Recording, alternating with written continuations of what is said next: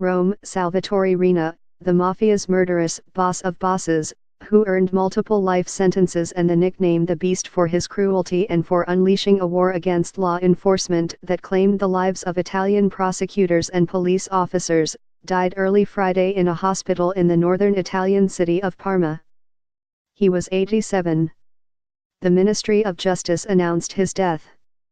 He had recently undergone surgery and been placed in a medically induced coma. As the head of Sicily's infamous Cosa Nostra crime syndicate since the 1970s, Mr.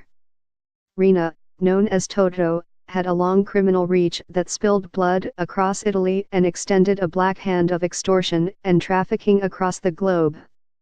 He retaliated against the Italian government's campaign to crush the Mafia by striking back hard, ordering in 1992 the bombing assassinations of two leading anti-mafia magistrates, Giovanni Falcone and Paolo Borsellino. He also orchestrated the kidnapping, strangling and dissolving in acid of the young son of a mob informer. In 1993, the Italian authorities captured Mr. Riina in Sicily's capital, Palermo, and judges ultimately gave him 26 life sentences. He spent a good deal of the next quarter-century in isolation, with little time outside his cell in Milan. The Italian Justice Minister, Andrea Orlando, allowed family members to visit Mr. Riina in the hospital on Thursday, his birthday. He had 4 children, one of whom, Salvo, wrote on Facebook, "You're not Toto Riina to me, you're just my dad." Another of Mr. Riina's sons is in prison for committing 4 murders. Complete information on his survivors was not immediately available. Mr. Riina, who was rife with nicknames, he was also called Curto, or Shorty, because of his 5'2" height, came from Corleone, a town in the Sicilian hinterland made famous as the birthplace of the fictional character Vito Corleone in the Godfather movies. But Mr. Riina's butchery was all too real.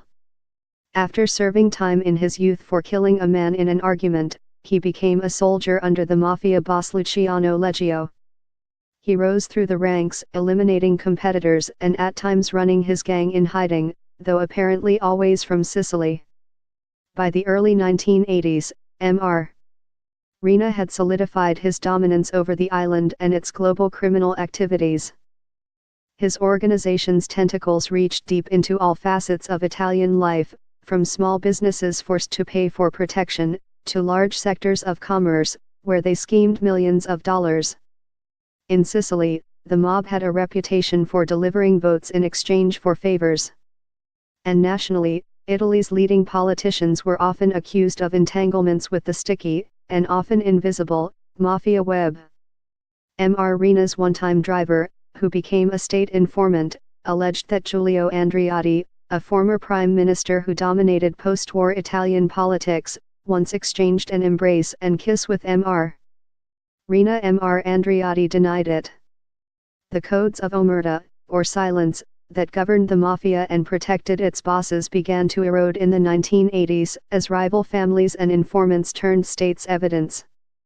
Enormous trials in the early 1990s resulted in the arrest and jailing of more than 300 gangsters.